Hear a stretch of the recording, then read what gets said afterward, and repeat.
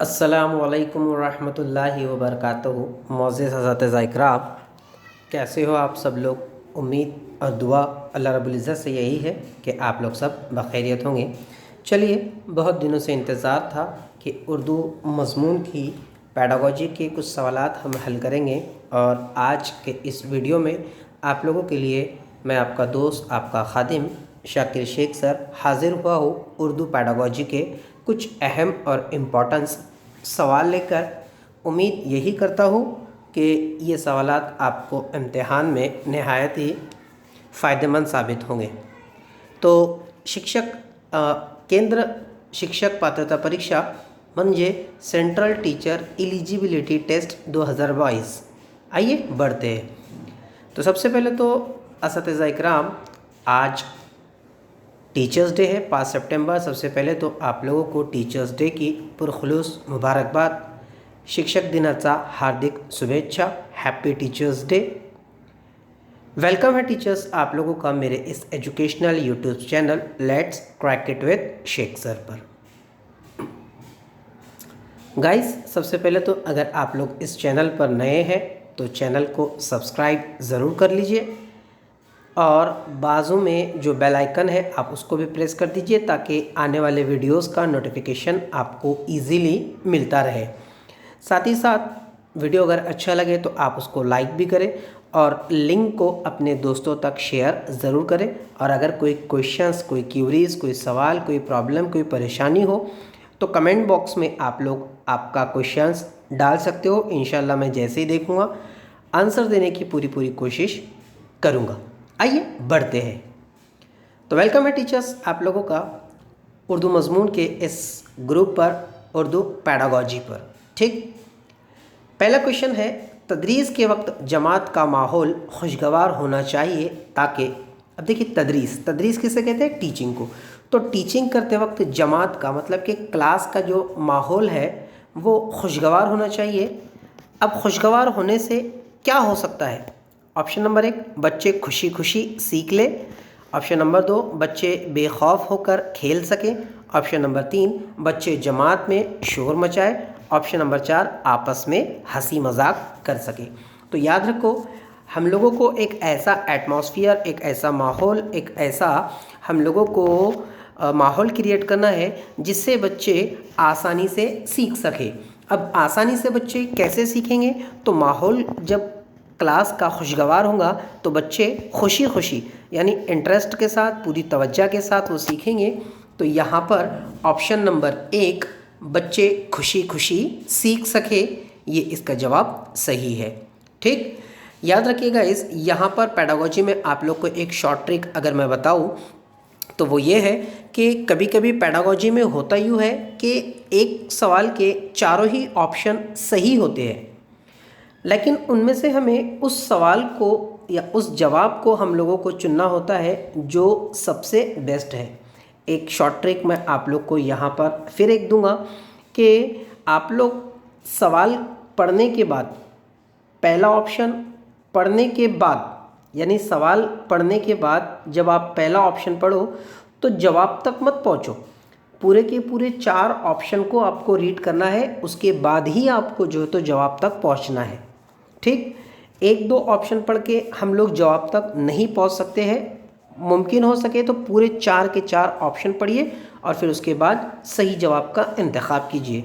ठीक, क्योंकि कभी कभी ऐसे होता है कि हम लोग कुछ अच्छा ऑप्शन देखकर जवाब क्लिक कर देते हैं और उसके नीचे वाला ऑप्शन उससे अच्छा होता है। और जैसे कि मैंने आपको बताया कि पेडागोजी में हमको सबसे बेस्ट ऑप्शन जो तो चूज़ करना होता है जहाँ पर तालिब इल्म सबसे ज़्यादा एक्टिव हो, सरगर्म हो, वही ऑप्शन का हमको इंतखाब करना होता है। ठीक है, तो यहाँ पर आपका ऑप्शन नंबर 1 सही होगा। ठीक, आइए बढ़ते हैं अगले क्वेश्चन की ओर। देखिए, ज़बान की कितनी महारतें होती है?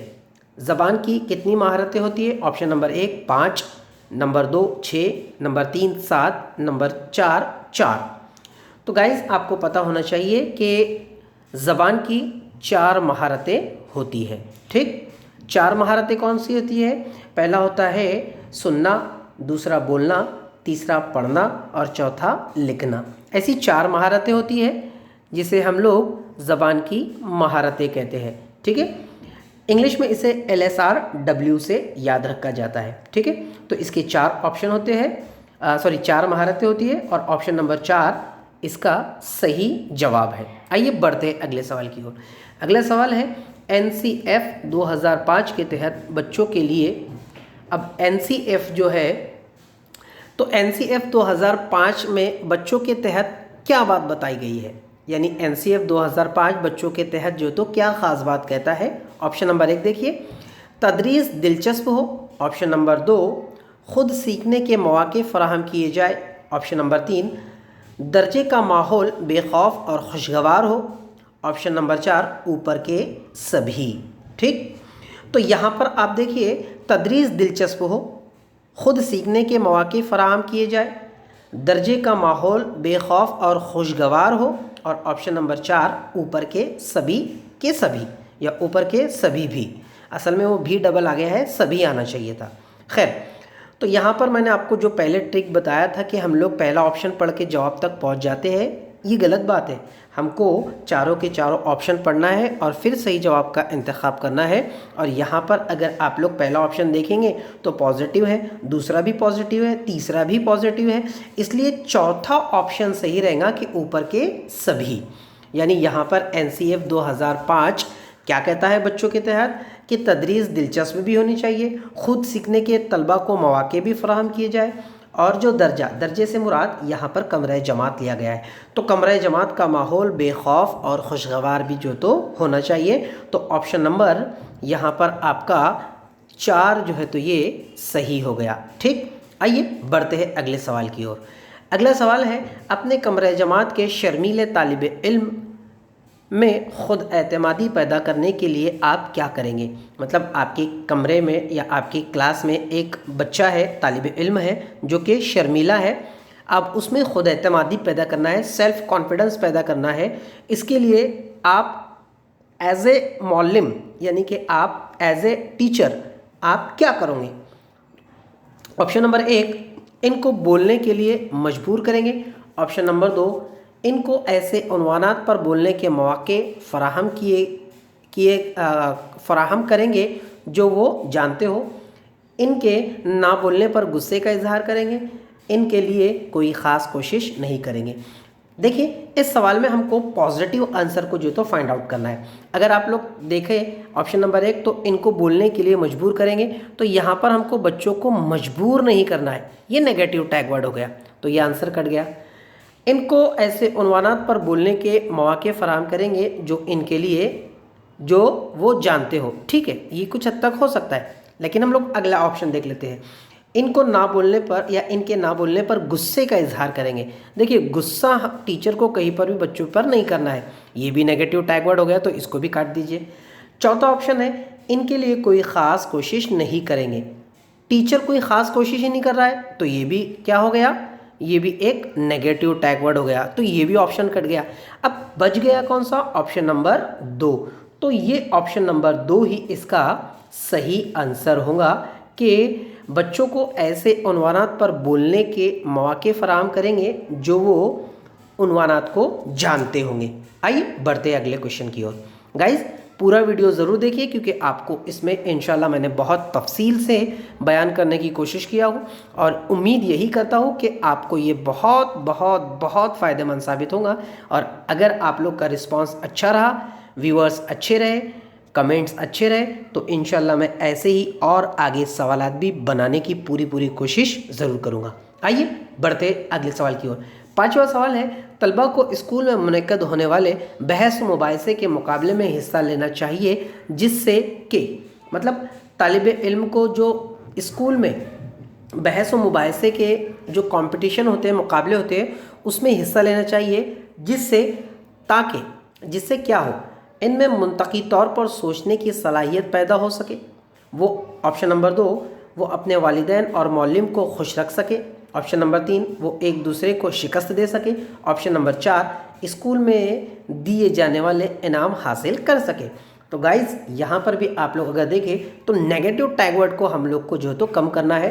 कभी कभी कैसे होता है ना कि आंसर सब सही होते हैं, जो मैं बार बार बोल रहा हूँ आपको, हम लोगों को सही आंसर तक पहुंचना होता है और इसके लिए आप लोग एलिमिनेशन राउंड भी खेल सकते हो। एलिमिनेशन राउंड का मतलब है डायरेक्ट जवाब को देखकर जवाब तक मत पहुंचो, बल्कि जो गलत ऑप्शन है उसको रिमूव करो। अगर आप रिमूव करोगे तो आप लोग सही जवाब तक ईजिली पहुँच जाओगे। आइए देख लेते हैं। देखिए, इनमें मुंतकी तौर पर सोचने की सलाहियत पैदा हो सके, ठीक सही है कुछ हद तक, इसको रख कर चलते, काटेंगे नहीं। दूसरा, अपने वालिदैन और मौलिम को खुश रख सके। तो देखिए, बच्चों को कहीं पर भी तालीम इसलिए नहीं दिया जाए कि वो मौलिम और तलबा वालिदैन को जो तो खुश कर सके, नेगेटिव टैग वर्ड है। ठीक, आइए नेक्स्ट की ओर बढ़ते हैं। वो एक दूसरे को शिकस्त दे सके। देखिए, शिकस्त देना भी एक टैग वर्ड है। बच्चों में कंपटीशन शिकस्त देने के लिए ना हो। ठीक है, नेक्स्ट है स्कूल में दिए जाने वाले इनाम हासिल करने के लिए भी तालीम का मकसद जो तो या बहस व मुबाहिसे का मकसद नहीं होना चाहिए। ये भी नेगेटिव टैग वर्ड है। यानी अब बच गया क्या हम लोग का ऑप्शन नंबर 1, यानी यही हमारा जो है तो ऑप्शन सही है। इनमें मुंतकी तौर पर सोचने की सलाहियत पैदा हो सके, यही स्कूल में बहस व मुबाहिसे का मौजू होना चाहिए और इसी के लिए बच्चे को जो है तो क्या करना चाहिए, हौसला अफजाई करनी चाहिए और उसे जो तो मुकाबले में हिस्सा लेना चाहिए। आइए बढ़ते हैं अगले क्वेश्चन की ओर। नेक्स्ट क्वेश्चन है तलबा के बेहतर एहतसाब का तरीका। अब बच्चों के बेहतर एहतसाब, पहले एहतसाब समझ लीजिए आप लोग। एहतसाब का मतलब होता है बच्चे की जांच करना, मुझे कद्र पैमाई करना, ठीक है, मूल्यमापन करना या मूल्यमापन करना। पहला ऑप्शन है सालाना इम्तिहान, दूसरा ऑप्शन है मुसलसिल जामे जांच, तीसरा ऑप्शन है छमाही इम्तिहान और चौथा ऑप्शन है मस्कुरा सभी। ठीक है, तो देखिए यहाँ पर गाइस सालाना इम्तिहान में क्या होगा, सिर्फ साल में एक ही बार इम्तिहान लिया जाए और ये कहीं पर भी हमारी तदरीस का मकसद नहीं है। उसके बाद मुसलसिल जामे जांच, ठीक कुछ हद तक हो सकता है, आगे एक्सप्लेन करूँगा। उसके बाद 6 माही इम्तिहान, 6 माही मतलब कि शशमाही यानी फर्स्ट टाइम इम्तिहान जिसे कहते हैं, तो शशमाही इम्तिहान में ही सिर्फ टेस्ट हो सके, ये भी नहीं है। मस्कुरा सभी कैसे हो सकते हैं, जब हम लोगों ने ऑप्शन नंबर 1 को काट दिए और ऑप्शन नंबर 3 को काट दिए तो सभी, ये वाला ऑप्शन भी अपने आप कट गया। ठीक है, यानी ऑप्शन नंबर 2 यहाँ पर हमारा बच गया।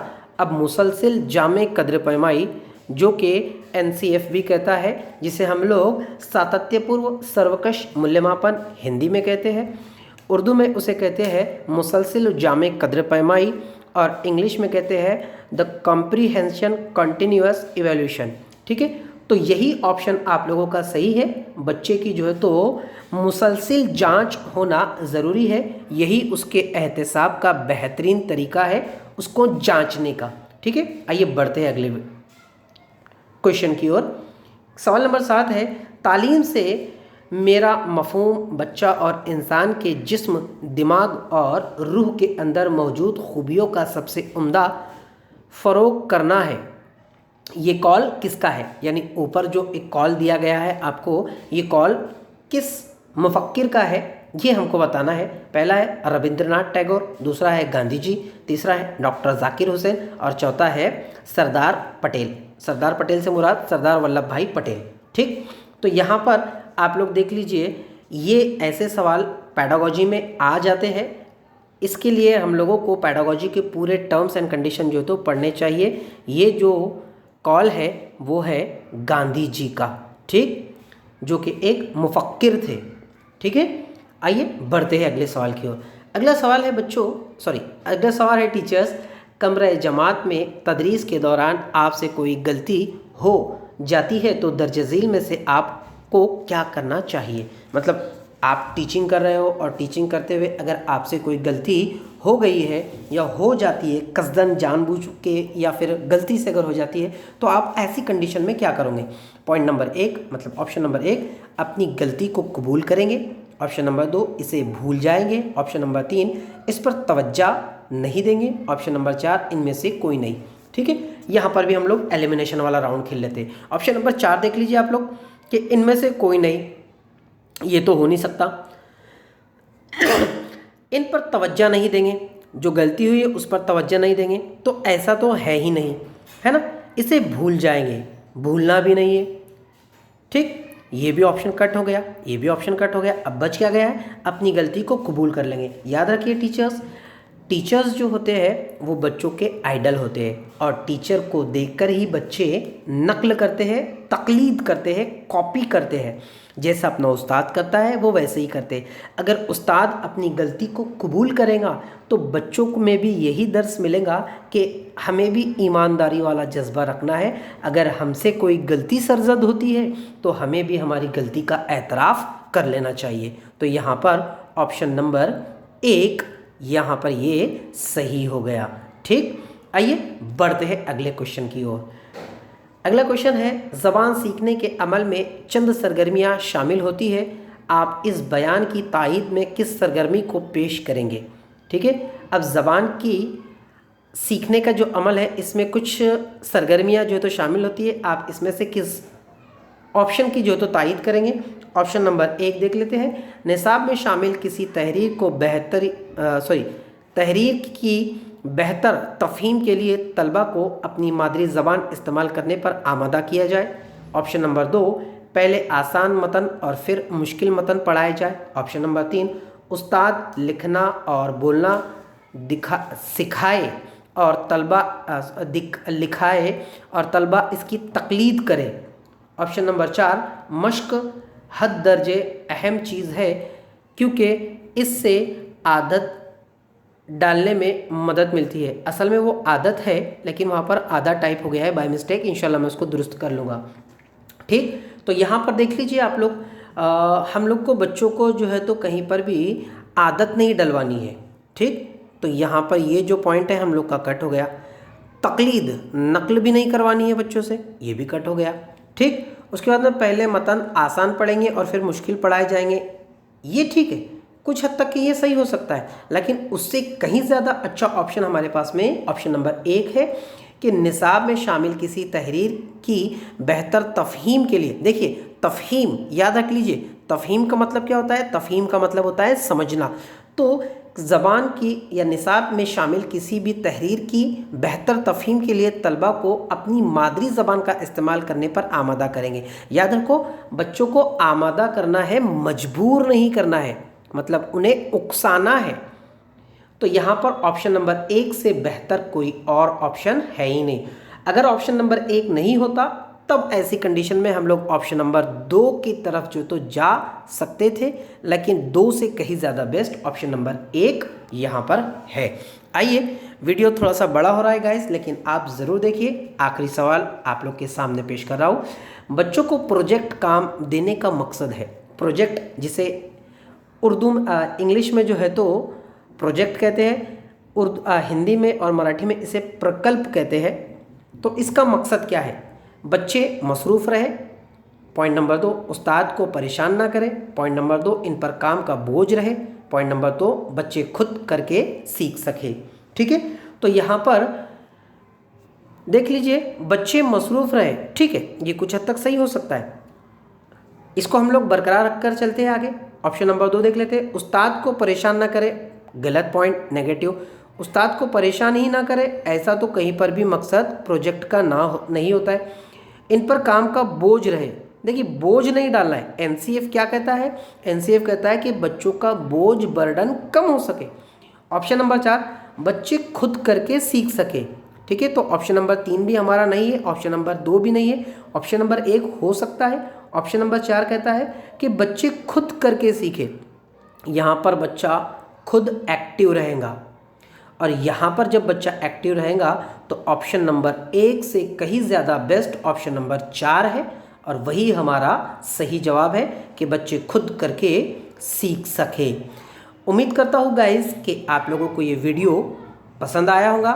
इसके पूरे आंसर्स मैंने यहाँ पर क्वेश्चंस के या पीडीएफ के वीडियो के अंत में लगाया हूँ, आप लोग इसको देखकर भी आंसर्स फाइंड आउट कर सकते हो। उम्मीद करता हूँ कि आज का वीडियो आपको पसंद आया होगा। वीडियो को लाइक ज़रूर करें और चैनल को सब्सक्राइब ज़रूर करें, और अपने दोस्तों तक इस ग्रुप की वीडियो की लिंक ज़रूर पहुँचाएँ। कमेंट में आपके सवाल और आपका जो भी कमेंट है वो ज़रूर करें कि इस तरीके की वीडियो बननी चाहिए या नहीं बननी चाहिए। दुआ का तालिब शाकिर शेख सर, मिलते हैं अगले वीडियो में। अल्लाह हाफिज़।